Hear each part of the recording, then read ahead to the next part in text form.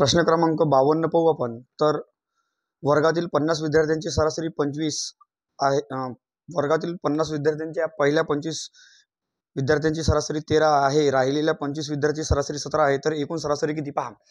आता हा सरासरीचा प्रश्न जर आपण सोडवतो म्हटलं तर नेहमीप्रमाणे गुणाकारानं सोडवतो आपण. एक सोपी पद्धत सांगतो मी तुम्हाला. पहा, 25 विद्यार्थ्यांची सरासरी वय किती आहे म्हणजे 25 विद्यार्थ्यांची सरासरी वय आहे 13 वर्ष. म्हणजे इथले आपण विद्यार्थी, इथं आपण लिहू विद्यार्थी, इथं लिहू आपण सरासरी. ठीक आहे. 25 विद्यार्थ्यांची सरासरी 13 आहे आणि उरलेल्या 25 विद्यार्थ्यांची सरासरी वय किती आहे 17 वर्ष आहे. मग एकूण विद्यार्थी सरासरी वय किती. आपल्याला एकूण विद्यार्थी सरासरी वय माहित नाही म्हणजे आपण आपल्या मनानं समजा ह्या दोनपैकी कोणती किंवा याच्या जवळची एखादी संख्या पकडू. समजा 15 आपण काय पकडू एकूण सरासरी आहे. समजा आता इथं विद्यार्थीचा रेशो घेऊन घेऊ 25 1 25 25 1 25 म्हणजे 1:1 रेशो आला. आता आपण एकूण सरासरी किती पकडली 15. तर 15 पेक्षा हे 13 कितीनं कमी आहे 2 न कमी आहे आणि 15 पेक्षा 17 कितीनं जास्त आहे 2 न जास्त आहे. म्हणून इथं 2 गुणिला 1 म्हणजे किती होणार -2.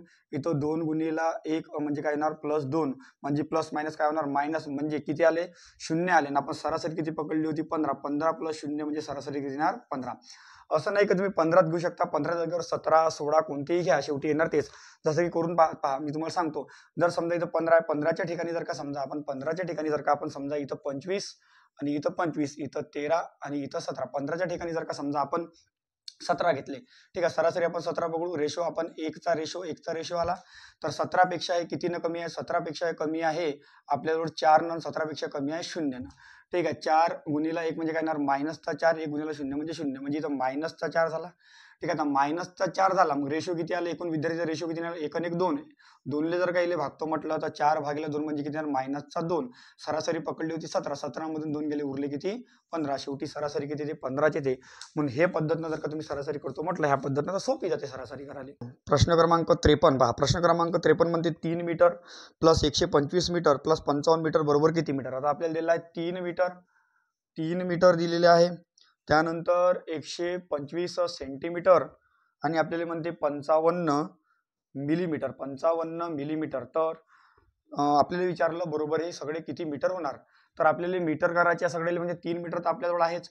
मग सेंटीमीटर आहे. तर सेंटीमीटर पासून आपल्याला मीटर करायचं. पहा एक युनिट येते. युनिट म्हणजे कसं करायचं पहिले पहा. सगळ्यात पहिले येते किलोमीटर, त्यानंतर हेक्टोमीटर, त्यानंतर डेकामीटर, त्यानंतर मीटर, त्यानंतर डेसिमीटर, त्यानंतर सेंटीमीटर आणि त्यानंतर येते मिलीमीटर. ठीक आहे. या प्रकारे आपले युनिट आहे.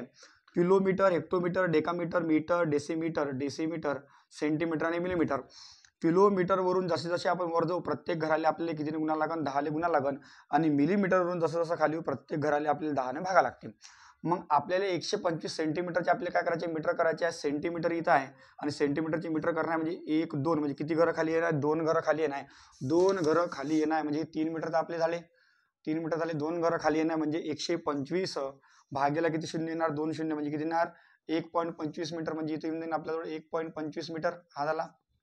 त्यानंतर आपल्याला ह्या 55 मिलीमीटरचे मीटर करायचे म्हणजे 1 2 3 घरं खाली म्हणजे 55 भागेला किती होणार 1000 म्हणजे 0.55 मिलीमीटर झाले. मग आता याची सगळ्याची बेरीज जर का हे मीटर आणि इथं 0.055 मीटर झाले सगळे. इथं 5 इथं 5 आणि 5 इथं 5 इथं झाले 2 नाही इथं 5 आणि 5 10चे 0 हातचा आला 1 इथं झाले 3 3 1 झाले 4 म्हणजे आपलं येते 4.305 मीटर. पर्याय क्रमांक 2. क्रमांक 54 दिलेल्या अपूर्णांकाचा अवरोही क्रम लावा. पहा आता नेहमी विद्यार्थ्याला प्रॉब्लेम जाते. अवरोही क्रम कोणता असते अवरोही आणि कधी कधी असते आरोही. हे दोन विचारते नेहमी. तर अवरोहीचा अर्थ होते नेहमी उतरता आणि आरोहीचा अर्थ होते चढता. तर हे लक्षात कसं राहणार. तर लक्षात राहण्यासाठी एक जुगाड लक्षात ठेवा. पहा अवरोही मध्ये एकूण 4 अक्षर आहे. याच्यात सुद्धा 4 अक्षर आहे म्हणजे उतरता. आरोही मध्ये 3 अक्षर आहे. याच्यात सुद्धा 3 अक्षर आहे म्हणजे काय होते चढता. लक्षात ठेवा आरोही म्हणजे चढता अवरोही म्हणजे उतरता. ठीक आहे. हे याची ट्रिक आहे. तर आता आपल्याला म्हणते आपल्याला उदाहरणात दिलेलं आहे 7/8 7/8 6/7 त्यानंतर 11/13 त्यानंतर 17/20 आणि 23/25 दिलेल्या अपूर्णांकात दिलेल्या अपूर्णांकाचा अवरोही म्हणजे उतरता क्रम लावल्यास मधोमध कोणता अपूर्णांक येणार. तर पहा आता अशा वेळेस काय करायचं. समजा तुम्हाला फरक जवळपास लहान लहान दिसून आला, तर अशा वेळेस प्रत्येक संख्येतला फरक काढता. इथं फरक येतो 1चा, इथं 1चा, इथं 2चा, इथं 2, इथं 3चा आणि इथं 2चा. तर फरक 1चा, या ठिकाणी 1चा, या ठिकाणी फरक आला 2चा, या ठिकाणी फरक आला 3चा आणि या ठिकाणी फरक आला 2चा. तर 1 2 2 3 2 याचा काढा आपण एलसीएम. एलसीएम म्हणजे लसावी काढा. 3 2 6 याचा काय ते लसावी येते. आता लसावी 6 आल्यानंतर याच्या फरकाने ह्या लसावीला भागून द्या. मग याला जर का भागतो म्हटलं, 1 जर का 6 भागतो म्हटलं किती येणार, 6 येणार. म्हणजे इथे किती आले 6. मग याच्या अंशासोबत गुणाकार करून साईनसाठी किती होणार, हे 42. मग 1 जर का भागतो म्हटलं 6 येणार आणि 6 6 किती होणार 36. 2 जर का भागतो म्हटलं किती येणार 3 आणि 3 सगळं किती होणार आपलं 3. आपलं 2 जर का भागतो म्हटलं 3 आणि 3 गुणिले 11 म्हणजे किती होणार 33. त्याच्यानंतर येणं जर का 3 भागतो म्हटलं 2, 2 आले म्हणजे इथं गुणाकार अंशात 2 गुणिले 17 2 किती होणार 34. 3 2 जर का भागतो म्हटलं 3 आणि 3 गुणिले 23 म्हणजे किती होणार 69. आता पहा, आता लहान व मोठा कोणता, तर हा येणार 5. सगळं आता आपल्याला काय म्हणते, आपल्याला कसा क्रम लावायचा, अवरोही क्रम लावायचा आहे. म्हणजे उतरता क्रम लावायचा. सगळ्यात पहिले मोठा येणार, सगळ्यात पहिले मोठा येणार म्हणजे हा येणार म्हणजे 23/25. त्याच्यानंतर कोणता येणार, हा येणार 7/8. त्यानंतर कोणता येणार 6/7.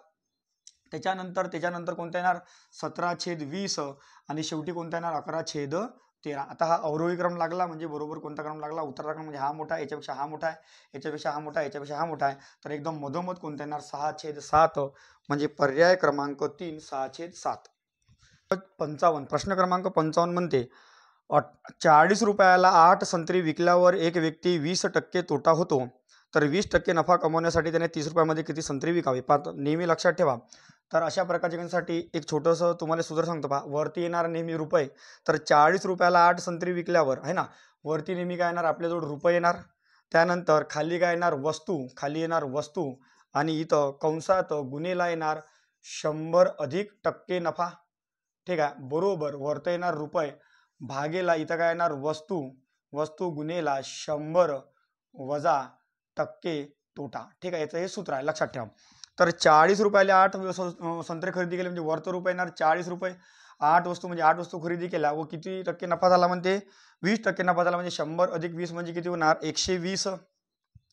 20% तोटा झाला म्हणजे 100 मधून 20 गेले. समजा इथं तोटा घेऊ, काही फरक पडत नाही. इकडे तोटा घ्या किंवा इकडे नफा घ्या किंवा इकडे नफा घ्या किंवा इकडे तोटा घ्या, काही फरक पडणार नाही. तर 100% नफा झाला. 100% नफा झाला म्हणजे काय, नफा झाला आपला तोटा झाला म्हणजे 100 मधून 20 गेले किती उरून आले आपल्याजवळ 80. बरोबर. मग काय म्हणते 20% नफा प्राप्त करण्यासाठी 30 रुपयामध्ये किती संत्री विकावी. रुपये किती आहे 30 रुपये. 20% नफा पाहिजे.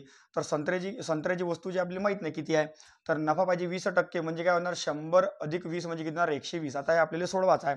मग सोडवताना आपल्याला एक्स पाहिजे, जो पाहिजे तो तिथंच राहू द्यायचा. बाकीचे इकडे जर का भागाकारात ते गुणाकारात येणार, गुणाकाराचे भागाकारात येणार. म्हणजे 40 8 गुणेला 80. इकडची बाजू तशीच ठेवायची.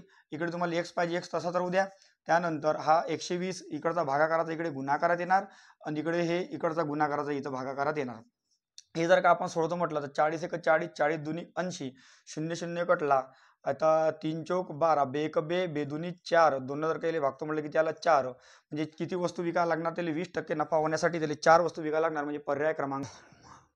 प्रश्न क्रमांक 56 1440 रुपयांना विकल्याने एक रेडिओ 1440 रुपयाला विकल्याने 10% तोटा होतो, तर आणखी किती रक्कम जास्त घेऊन रेडिओ विकावे म्हणजे 10% नफा होईल म्हणते. पहा 1440 रुपयाला विकल्याने 10% तोटा होतो. म्हणजे आपल्याला खरेदी किंमत माहित नाही, तर खरेदी किंमत नेहमी किती पकडायची 100%. आता 10% तोटा होताना म्हणजे 100चे जर का 10% जर का आपण काढतो म्हटलं म्हणजे किती टक्के 90% उरले. मग 10% तोट्याने विकलं म्हणजे म्हणण्याचा अर्थ 90% जर का ते वस्तू विकली तर किती रुपयाला विकली 1440 रुपयाला विकली. मग त्याच वस्तूवर किती टक्के नफा पाहिजे म्हणते 10% नफा पाहिजे. मग 10% नफा म्हणजे 100ची वस्तू 10% तोटाने विकली म्हणजे 90ली विकली. त्याच वस्तूवर 10% नफा पाहिजे म्हणजे 100च्या वस्तूवर 10% नफा म्हणजे किती होणार 110. 110%ला विकली तर त्याला किती रुपये जास्त घेऊन विकायला लागणार. आता याचा तिरपा गुणाकार करा. तिरपा गुणाकार जर का करतो म्हटलं 1440 गुणिला 110 भागेला किती येणार 90. 0 0 कटला. 9 नेले भाग जाते 9 1 9, 9 1 9, 9 सख 54. आता 16 1 16 6 आजचा 1 16 1 16 17 म्हणजे 1760 रुपयाला विकायला लागणार. पण 1440 रुपयाला विकला होता तर 10% तोटा झाला होता आणि 1760ला विकणार तर त्याला 10% नफा होणार. तर किती रुपये जास्त विकायला लागेल तर याच्यातला जर का आपण फरक काढतो म्हटलं तर इथे येणार समजा 320 रुपयाचा काय फरक येणार. म्हणजे त्याला किती रुपये जास्त घेऊन विकायला लागणार 320 रुपये. म्हणजे पर्याय क्रमांक 1 320 रुपये. 57 प्रश्न क्रमांक 57 म्हणते 3.6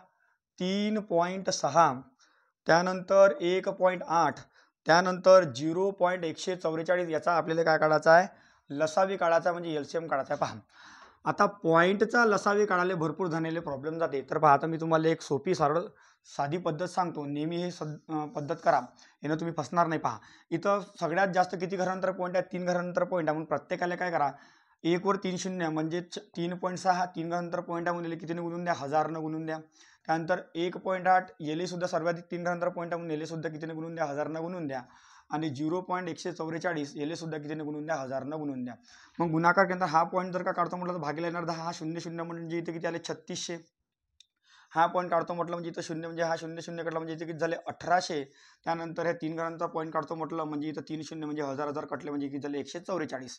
ठीक आहे, मग 3600, 1800 आणि 144 आपल्याला काय काढायचा, लसावी काढायचा. 18 जर का गुणतो म्हटलं इथून 1800 आणि 144 गुणलं म्हणजे किती येणार 144. याले जर का आपण लसावी काढतो म्हटलं, याचं जर का आपण लसावी काढतो म्हटलं इथे या ठिकाणी, तर सगळ्यात पहिले आपण लहान लहान संख्येने जर का आपण भाग देतो म्हटलं तर पहा इथं हे 36 मध्ये किती 144 आहे, 36 मध्ये 144 आहे. तर आपण पाहू इथं आपण भाग देऊ 6 न 6 6 36 0 0 आले 6 त्रिक 18. इथं 6 दुनी 12 6 चौक 24. पुन्हा जर का आपण 6 न भाग देतो म्हटलं इथं किती आले 100. इथं किती आले 6 पंचे 30, इथं 6 चौक 24. ठीक आहे, पुन्हा जर का आता आपण इथे किती भाग देतो म्हटलं, जर आपण इथं 2 न जर का भाग देतो म्हटलं इथं येणार 50, इथं 25 आणि इथं येणार 2. ठीक आहे, आता पुन्हा जर का इले आपण 2 न जर भाग देतो म्हटलं इथं 25, इथं 25, इथं 1 आणि आता हे आले शेवटचे 25, 1 1 भागाकार आला. मग पहा इथं 6 6 36, इथं 25 चौक किती होणार 100 आणि 100 गुणेला काय होणार 36 म्हणजे किती येणार, लसावी येतात 3600. आपण सर्वाधिक किती घरांतर पॉईंट पकडले होते, सर्वाधिक 3 घरांतर पॉईंट पकडले होते. म्हणून इथं सुद्धा उजवीकडून 3 घरांतर पॉईंट द्या, 1 2 3 म्हणजे 3.6 म्हणजे याचा लसावी किती येणार 3.6. पर्याय सर्वात मोठी ऋण पूर्णांक व संख्यातून 2 अंकी सर्वात लहान ऋण पूर्णांक संख्या वजा केल्यास उत्तर काय ना, सर्वात मोठी ऋण पूर्णांक संख्या. पहा आता लक्षात घ्या, इथं सर्वात मोठी ऋण पूर्णांक संख्या म्हणजे आता सगळ्यात मोठी ऋण पूर्णांक संख्या आहे ते -1 आणि 2 अंकी सगळ्यात 2 अंकी काय म्हणते 2 अंकी आणि सर्वात लहान 2 अंकी ऋण पूर्णांक संख्या आहे ते 99. पहा आता सर्वात मोठी ऋण पूर्णांक संख्या -1 याच्यासाठी येते कारण की मायनसमध्ये जर का एखादी संख्या लहान संख्या असेल तर ती तेवढीच मोठी असते आणि एखादी जर का संख्या मोठी संख्या असेल ती मायनसमध्ये असते तेवढीच लहान असते. तर इथं काय म्हणते, तर सर्वात मोठी ऋण पूर्णांक संख्येतून सर्वात लहान 2 अंकी ऋण पूर्णांक, सर्वात मोठी ऋण पूर्णांक संख्येतून सर्वात लहान 2 अंकी ऋण पूर्णांक संख्या वजा केल्यास उत्तर काय येणार. बस हे वजा करायचं म्हणजे वजाबाकी चिन्ह इथून -1 इथं मायनस प्लस मायनस काय होणार प्लस इथं गेला 99. ठीक आहे, 99 मधून एक गेला किती होणार 98. मोठ्या संख्येचं चिन्ह म्हणजे प्लसचं चिन्ह म्हणजे पर्याय क्रमांक 2 किती येणार 98. 2.1 गुणेला 6.5 अधिक 4.7 गुणेला 6.5 अधिक 6.5 गुणेला 3.2 बरोबर किती. तर पहा अशा प्रकारचा प्रश्न आहे. तिथं आपल्याला एक गोष्ट कॉमन दिसते 6.5 6.5 6.5. प्रत्येक संख्या कॉमन, प्रत्येकमध्ये 6.5 कॉमन दिसते. 6.5 आपण कॉमन घेऊन घेऊ आणि प्रत्येकात बेरीज चिन्ह आहे म्हणून बाकीचे जे कॉमन नाही त्याची बेरीज करू. म्हणजे इथं 2.1 अधिक 4.7 अधिक 3.2 याची काय करू आपण बेरीज 6.5 बरोबर.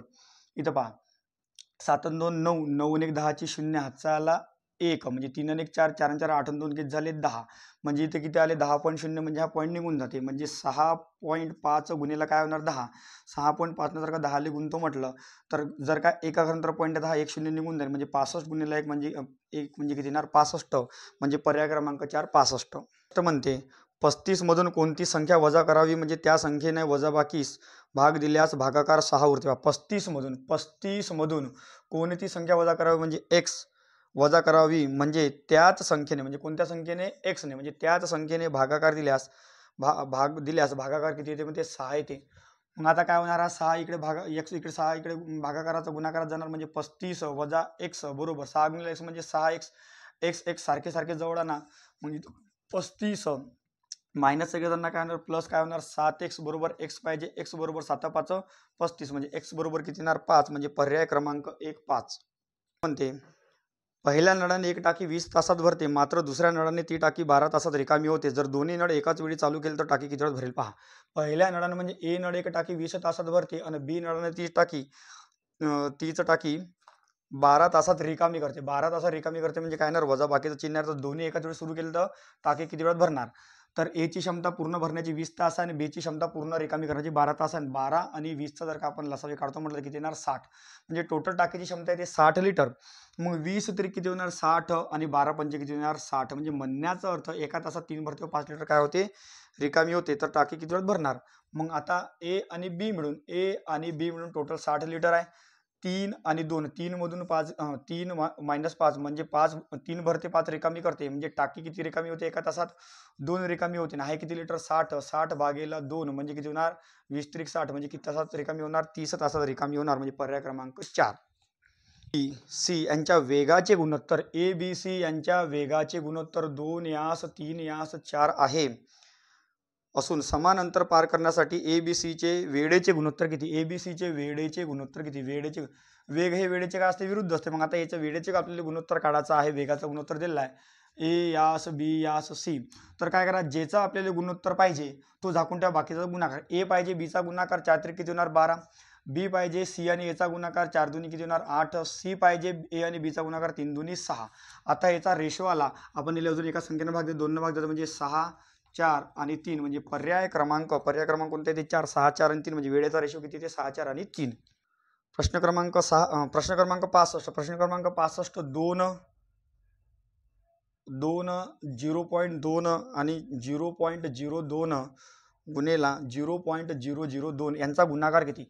आता पहा, सगळ्यात पहिले असं गृहीत धरा पॉईंटच नाही आहे. म्हणजे 2 2 2 म्हणजे बेक बे बेदून 4 बेत्रिक 6 बेचोक मला बेदुनी 4 4 दुनी 8 8 दुनी 16 म्हणजे गुणाकार किती आला 16.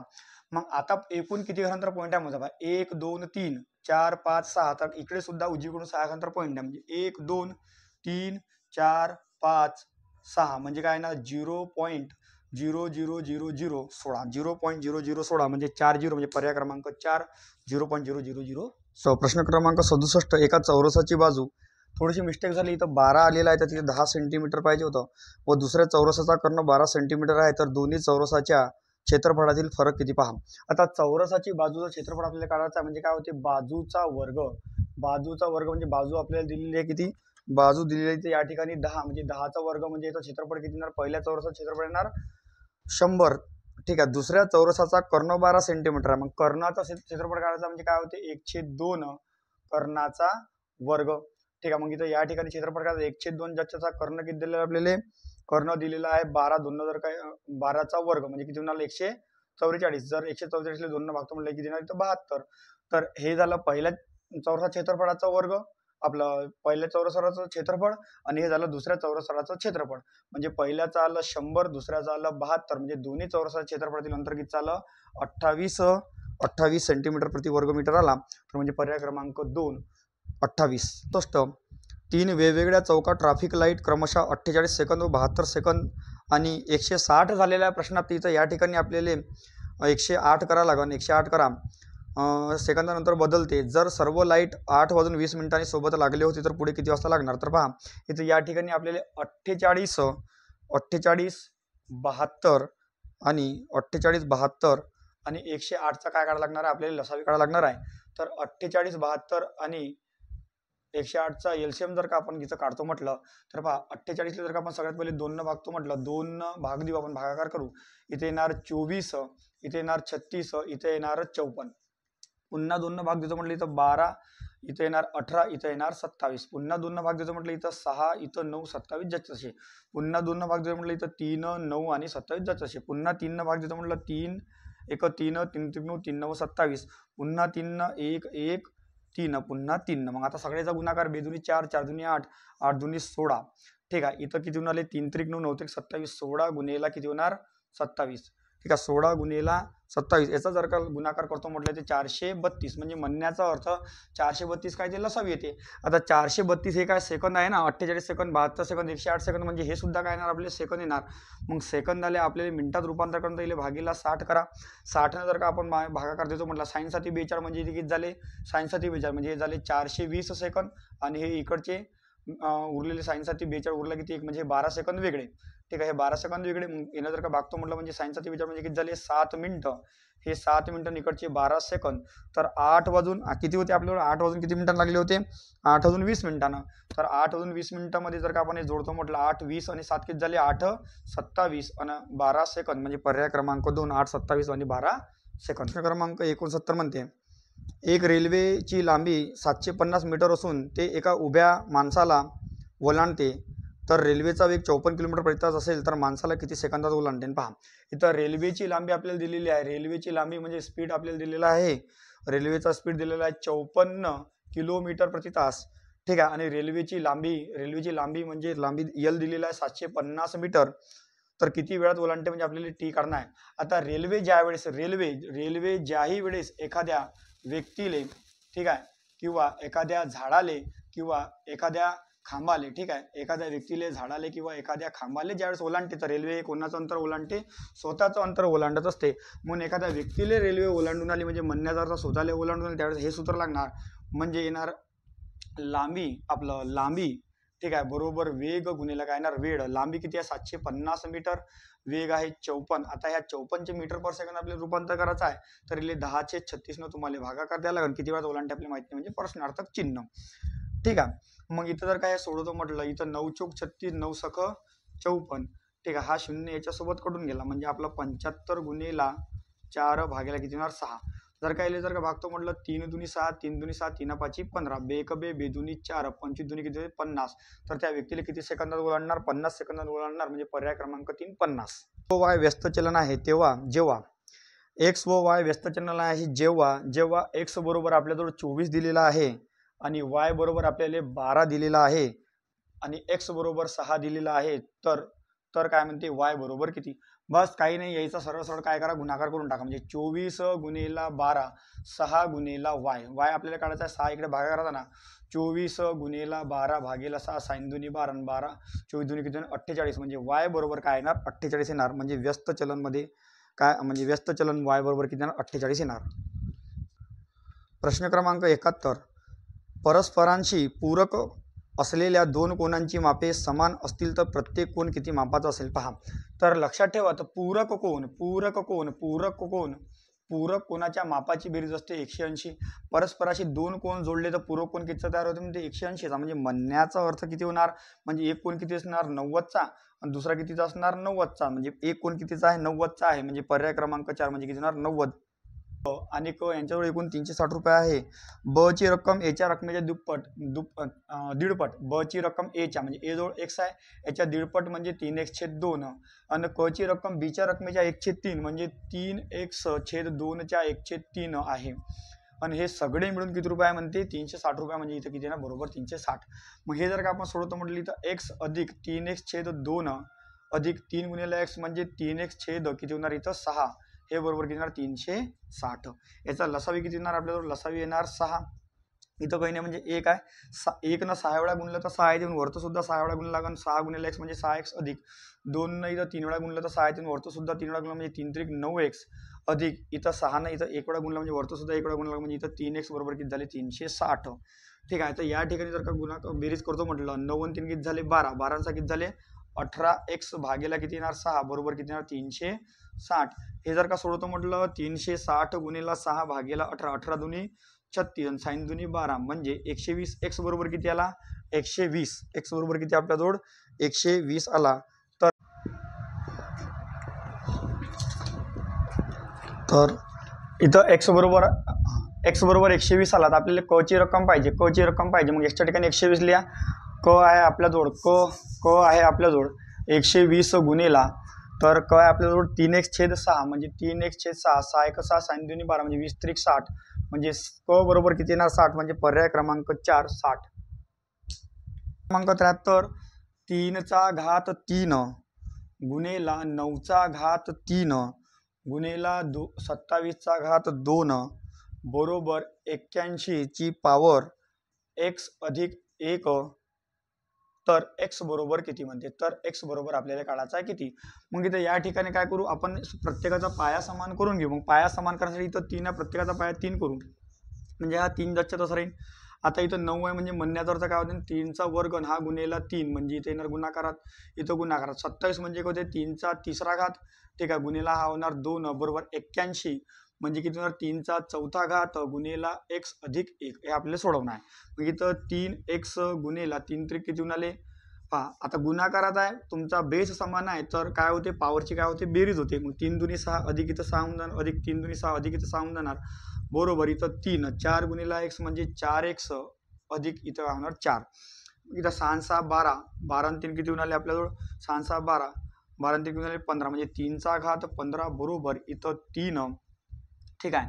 मग इथं 4x अधिक 4, हे जर का आपण सोडतो म्हणजे हा प्लस आहे, इकडे काय होणार मायनस म्हणजे 3चा घात 15 वजा 4 बरोबर 3चा घात 4x. 15 मधून 4 गेले की तुरंत 11, 3चा घात 11 बरोबर हा 4x, ठीक आहे. मग 3 3 कडून गेला, 11/4 म्हणजे काय येणार x बरोबर 11/4, पर्याय क्रमांक 4.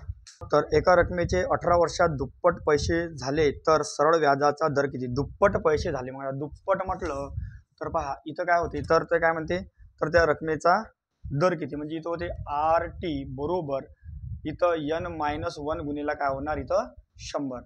मग R म्हणजे दर आपल्याला माहित नाही, परंतु 18 वर्षात म्हणते आहे का नाही, 18 वर्षात म्हणजे दर आपल्याला माहिती, जर जसं वर्ष लिहिले आपण 18. टी म्हणजे काय होते पट म्हणजे दुप्पट म्हणजे 2 वजा 1 गुणिला काय होणार इथं 100. आर बरोबर 2 मधून 1 गेला 1 आणि 1 गुणिला 100 म्हणजे 100. हे 18 गुणाकारच्या इकडे येणार भागाकारामध्ये 100/18 म्हणजे 50/9 आणि 9 जर काही भागतो म्हटलं तर 9×5 = 45, ठीक आहे. मग पुन्हा किती उरून आले, 5 उरून आले, 5 उरल्यानंतर मग 9×5 = 45, पुन्हा 5 उरून 9×5 = 45 म्हणजे पर्याय क्रमांक 1 5.55% काय येणार व्याजाचा दर येणार. प्रत्येकी 4 मिळवल्या 6/5 हा अपूर्णांक मिळतो, तर अपूर्णांक कोणता पहा. असा प्रश्न आपण पर्यायावरून सोडवलेला कधी चांगला, कारण की पर्यायावरून सोडवणं कसं थोडं सोपी जाते. मग पहा, जर पर्याय क्रमांक आपण तिसरा घेतला 26/11, तर काय म्हणते, एका अपूर्णांकाचा अंश हा छेदापेक्षा 5 ने मोठा आहे, ठीक आहे. 26/21 छेदापेक्षा 5 ने मोठा आहे बरोबर आहे, ठीक आहे. जर अंश व छेदामध्ये प्रत्येकी 4 मिळवले, जर याच्यात जर का आपण 4 मिळवतो इथे किती झाले 30, याच्यात जर का 4 मिळवतो इथे झाले 25, तर गुणोत्तर 6 यास 5 येते बरोबर आहे. जर आपण 5 ने जर म्हटलं तर 5 × 30 आणि 5 × 5 = 25, गुणोत्तर किती येते 6 यास 5 येते म्हणजे पर्याय क्रमांक 3 6/5. क्रमांक 78, प्रश्न क्रमांक 78, 10 रुपये 20 रुपये 50 रुपये 100 रुपयाच्या नोटा समान नोटा आहे म्हणते व 900 रुपये आहे, तर प्रत्येक प्रकारची नोट किती पहा. 10 रुपयाची नोट आहे, 10 रुपयाची नोट आहे, त्याच्यानंतर 20 रुपयाची नोट आहे, त्यानंतर 50 रुपयाची नोट आहे आणि 100 रुपयाची नोट आहे. आणि या प्रत्येक नोटा कशा आहे मध्ये समान आहे व एकूण हे समान नोटा मिळून किती रुपये झाले 1000 रुपये. मग काय करू, आपले समान नोट आहे म्हणजे काय येणार x नोट, हेही समान आहे म्हणजे x, हेही समान आहे म्हणजे x. आता प्रत्येकाचा गुणाकार 10 गुणिला x म्हणजे किती होणार इथं 10x अधिक 20 गुणिला x म्हणजे 20x, ठीक आहे. 50 गुणिला x म्हणजे 50x अधिक 100 गुणिला x म्हणजे किती होणार 100x, आणि हे सगळे मिळून किती रुपये आहे म्हणते 9000 रुपये आहे. मग आता इथं बेरीज करा, 100 आणि 50 150, 150 आणि 170, 170 आणि 100, 170 आणि 10 म्हणजे किती होणार 180, x बरोबर आहे किती झाले आपल्याकडे 9000. तर x आपल्याला काढायचा आहे 9000 भागेला 180, 0 0 कटला 18×95 म्हणजे किती झाले 50, म्हणजे प्रत्येक प्रकारच्या नोटाची संख्या किती आहे 50, म्हणजे पर्याय क्रमांक 1 50. 79, प्रश्न क्रमांक 79, एका क्रीडा स्पर्धेत जिंकलेल्या खेळाडूने 4 गुण मिळतात व हरल्याबद्दल 2 गुण कमी होतात. जर त्यांनी 15 सामने खेळले तर एकूण 24 गुण मिळाले, तर त्यांना जिंकलेल्या खेळाची संख्या किती. मग पहा इथं आपण कसं करायचं तुम्हाला एक सांगतो, याची पद्धत करायची. म्हणजे पहा, आता समजा आपण जिंकलेला पकडू, जिंकलेला आपण पकडू बरोबर x आणि हारणाऱ्याबद्दल आपण पकडू y. तर पहा एकूण किती सामने झाले म्हणजे 15 सामने झाले, म्हणजे x अधिक y म्हणजे जिंकणे आणि हारणे दोन्ही मिळून एकूण सामने किती झाले 15 सामने झाले. जिंकण्यासाठी किती 4 मार्क मिळते, म्हणजे जिंकण्यासाठी 4 मार्क मिळते म्हणजे 4x, आणि हारण्यासाठी 2 मार्क कमी होतात म्हणजे काय होणार इथं म्हणजे -2y, 2 कमी होतात म्हणजे काय होणार -2y, ठीक आहे. इथं काय येणार प्लसचा. हे टोटल म्हणजे जिंकण्याचे 4 मार्क आणि हारण्याचे 2 मार्क असे मिळून मार्क किती भेटले म्हणजे त्याला टोटल एकूण 24 मार्क भेटले. मग इथं आपण काय करू, या ठिकाणी ह्या समीकरणात x सारखा करू किंवा y सारखा करू. जर आपण इथं या ठिकाणी y सारखा जर करायचा म्हटलं इथं किती गुण लागेल वरतं 2 न, वरतं 2 न जर का गुणतो म्हटलं तर येले सुद्धा गुणा लागन, येले सुद्धा गुणा लागन. मग 2 गुणिला x म्हणजे होणार 2x अधिक 2 गुणिला y म्हणजे 2y बरोबर 15 गुणिला 30 म्हणजे 15 गुणिला 2 म्हणजे 30. त्याच्यानंतर हे खालची संख्या जसच्या तशी ना 4x वजा 2y बरोबर किती झाले 24. आता काय करायची प्रत्येकाची बेरीज करून द्या. बेरीज जर करतो म्हटलं 4 आणि 2 6x, इथं बेरीज plus minus minus plus minus minus हे 2 कटून जाणार आणि 30 आणि 24 किती होणार 54. x बरोबर 54 भागेला 6 6 9 54 म्हणजे x काय साठी पकडला होता आपण जिंकलेल्यासाठी म्हणजे बरोबर उत्तरासाठी आपण किती पकडले होते 9 x पकडले होते. तर आपल्याला काय म्हणते तर जिंकलेल्या खेळाडूची संख्या किती मग x बरोबर जिंकलेला खेळाडू आणि x बरोबर 9 भेटला म्हणजे जिंकलेल्या खेळाडूची संख्या किती येते 9 म्हणजे पर्याय क्रमांक 2 9. प्रश्न क्रमांक 80 मुलांच्या एका रांगेत ए हा डावीकडून 10वा आहे म्हणते. मुलांच्या एका रांगेत ए हा डावीकडून 10व्या क्रमांकावर आहे व बी हा उजवीकडून 9व्या क्रमांक आहे. बी हा उजवीकडून 9व्या क्रमांकावर आहे म्हणते. जर त्या दोघांची जागा बदलली जर त्या दोघांची जागा आपापली बदलली म्हणजे समजा ए उठून इथं आला आणि बी उठून इथं गेला जर त्या दोघांनी आपली जागा बदलली तर ए हा डावीकडून 15 होऊन जाते. ए हा डावीकडून कितवा क्रमांकावर 15 म्हणजे इथं 10 होता इथं 15 झाला म्हणजे मधात किती व्यक्ती झाले 4 व्यक्ती झाले. मधात किती व्यक्ती झाले 4 व्यक्ती झाले. तर रांगेत एकूण व्यक्ती किती सोपी आहे हे 10 10 4 14 आणि 14 9 किती होऊन आले टोटल 23 म्हणजे त्या रांगेत एकूण व्यक्ती किती येते 23. पंचव्या क्रमांक 1 23. क्रमांक 81 प्रश्न क्रमांक 81 म्हणते सीपी आपल्याला दिलेला आहे 48. त्यानंतर ईएन दिलेला आहे 70. त्यानंतर जीएल दिलेला 84. तर पुढं काय येणार तर पहा इथं आपल्याला याची व्हॅल्यू आपल्याला पाठ जर असली तर आपण एकदम लवकर सी ची व्हॅल्यू किती 3 पी किती येते 16 16 तरी किती येते 48 ई ची किती येते 5 आणि एन किती येते 14 14 पंच होते 70. आता जी किती येते 7 आणि एल किती येते 12 12 7 84. मग त्याचप्रमाणे पर्याय क्रमांक 4 पाहतो म्हटलं आय आणि झेड. आता आय किती होणार आय येऊन आले 9 आणि जे किती होणार 10 म्हणजे 9 10 किती होणार 90 म्हणजे पर्याय क्रमांक 4 आय जे 90. प्रश्न क्रमांक 84 मुलगा आई व वडील यांची आजचे वय अनुक्रमे 10 वर्ष 30 वर्ष व 40 वर्ष आहे. तर आणखी नजीकच्या किती वर्षानंतर त्यांचे वय 7 9 आणि 6 पहा सध्या आई 10 आणि मुलगा 10 आई 30 आणि वडील किती आहे 40. तर किती वर्षानं गुणोत्तर 7 9 आणि 3 7 आणि 9 होणार. जर पर्यायापैकी जर आपण समजा इथं 10 ठेवतो म्हटलं इथं 10 10 आणि 10 म्हणजे झाले 20 40 आणि 50. गुणोत्तर 2 4 5 होते पण गुणोत्तर किती पाहिजे म्हणजे 3 7 आणि 9 म्हणजे इथं 10 येणार नाही. ठीक आहे. जर समजा आपण पर्यायापैकी समजा 5 ठेवतो म्हटलं म्हणजे इथे किती झाले 15 इथे किती झाले 35 इथे किती झाले 45. याला जर का भागतो म्हटलं तर 5 तरी 15 5 7 35 5 9 45 म्हणजे 3 7 9 म्हणजे पर्याय क्रमांक 2 5 वर्षांना त्यांचं गुणोत्तर 3 7 आणि 9 होणार. प्रश्न क्रमांक 85 म्हणते कविता उषापेक्षा उंच आहे. तर पहा अशा प्रकारचे प्रश्न अशा पद्धतीनंच मांडावे.